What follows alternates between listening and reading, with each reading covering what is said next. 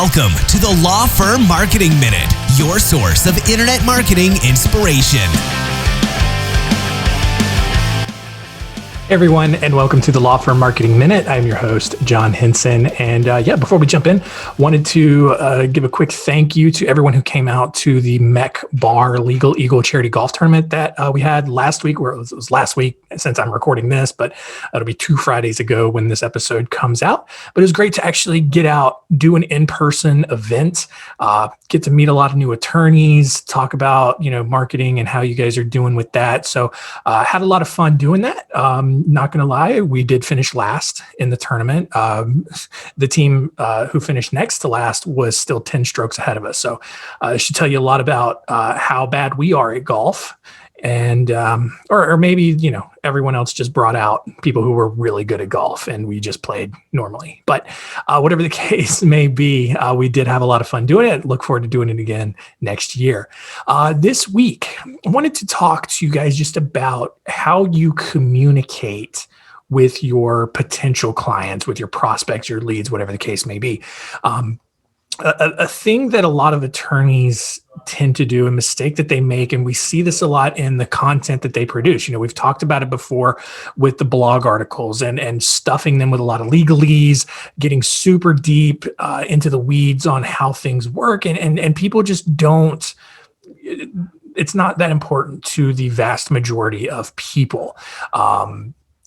People are only going to dig so far into a topic before they feel like, all right, well, this guy clearly knows what he's talking about. I'm going to let him handle it. So that works the same with blogs, but it also works with how you communicate with them. I've talked before about just how I felt really intimidated by attorneys when I first started working in the industry. And it's because that now that I've thought about it, it's because a lot of my thoughts and opinions on attorneys were all based around a select few attorneys that I had interacted with who had that, very commandeering, overbearing, intimidating thing where it's just like they talked in a lot of legalese. They made it seem like everything was just super complicated and all that. And to a degree, like in my mind, a legal issue would be very complicated because I'm not an attorney. I don't have that knowledge. But when you intimidate people and sort of have this fear-based approach, you may win business that way, but it damages the overall image that people have of you and other attorneys. And that's why we've seen this shift, especially on the marketing side with messaging in terms of just making that emotional connection, not necessarily fear, but that calming, that guiding light sort of sense that, hey, you're here. It's okay. Everything's going to be fine. I've got this. And we're going to make sure that you have that peace of mind you want. We're going to make sure that you, are able to keep your house or your boat or whatever it is in the divorce, whatever it is. And it's that calming presence, that reassuring emotion that resonates so much more and breaks down that stigma that people have of attorneys. And we're going to have guests on Center Stage, our other podcast. We've had some on before that kind of talk a lot about this. And by the way, if you have not checked out Center Stage, please do so. It's a lot of great content going on over there. I have a lot of great guests on to talk about a lot of marketing, business development related stuff. So please subscribe to that show as well if you're a fan of this. It is basically Law Firm Marketing Minute on steroids. But we talk a lot about how you communicate to your clients. And one thing that we've noticed is that a lot of times, especially in those consultations, lawyers will do most of the talking. And that's fine to a degree, especially if you need to kind of describe what you're going to be doing or whatever. But it oftentimes gets into those weeds of just like, okay, well, this is the kind of affidavit we've got to do here. I've got to write this letter and it's got to go here. I've got to make this motion, got to do that there, whatever the case is, like however you're handling a case. And a lot of people don't necessarily care about that. It's a lot of like, people don't really want to know how the sausage is made. They just want the sausage, right? So when you're in your consultations, there's a couple of different questions you can ask that really open up that larger dialogue and helps you communicate the information that you want to communicate and that your client wants to hear. The first one is, what do you know already? All right. And a lot of times, and that opens it up for the client to talk about whatever, maybe they talk about what they know about your firm. Maybe they talk about what they know currently about their legal situation, what they want out of their situation, the final result, whatever the case may be. And then the other question is, what more do you need to know from me in order to move forward? And that will allow you to really focus on what the client wants. A lot of attorneys, like I said, they jump into talking about how the sausage is made. The client doesn't care at all about that. The client just wants to know, it's like, what else do you need? What do you need to know from me in order to move forward? And the client may just need to know, is it realistic for me to keep my house and my boat in the divorce? And from there, you can give your honest opinion. You can say, well, this is what would need to happen first. This what you may need to give up, or this what you may be looking at for like support payments, whatever the case is. And this works for estate planning, business law, tax law, whatever. I'm using family law examples, but it works across the board.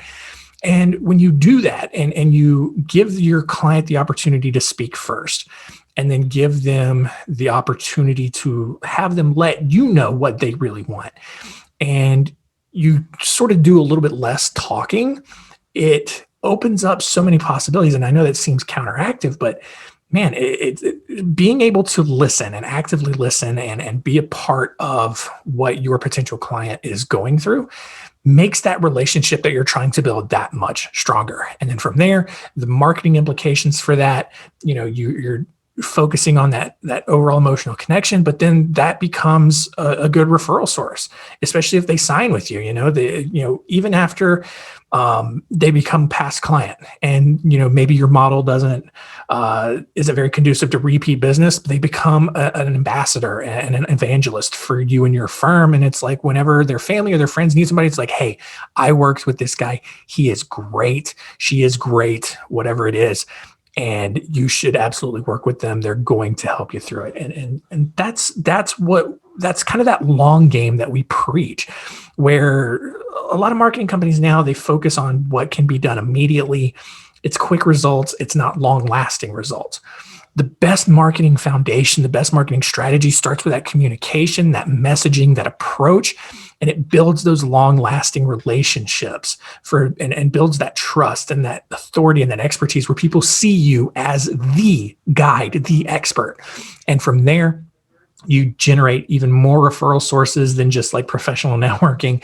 You generate evangelists for your firm. People sing your praises. And from there, we can talk about, charging premium rates and commanding those higher rates. And then that leads to more revenue. And then that leads to you just kind of doing the work that you want to do and building that life that you wanted to do when you first started your own firm in the business. There's so many tangents that can expand out of this that, we won't get to here today, but I just wanted you to just kind of remind you and help and encourage you to focus on how you are communicating in your consultations with your clients. Figure out what they want, figure out what they know first, and then figure out what they want to know.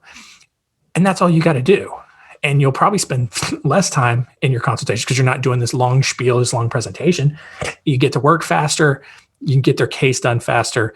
You can make them happier faster. So keep all that in mind. Hope that was helpful.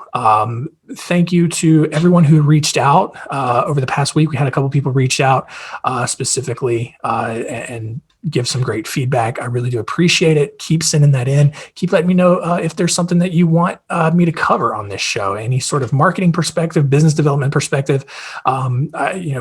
Really love hearing the thoughts that you guys have. So really do appreciate it.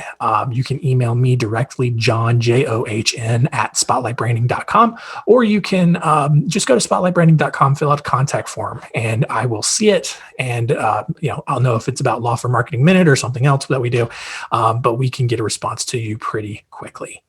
So that's going to do it for us this week. Continue to rate and review us on Apple Podcasts and wherever you are listening to the show. And that'll do it for us this week. We'll see you next time.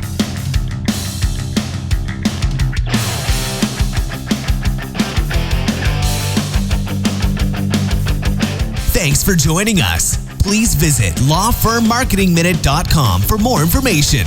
We'll see you next time.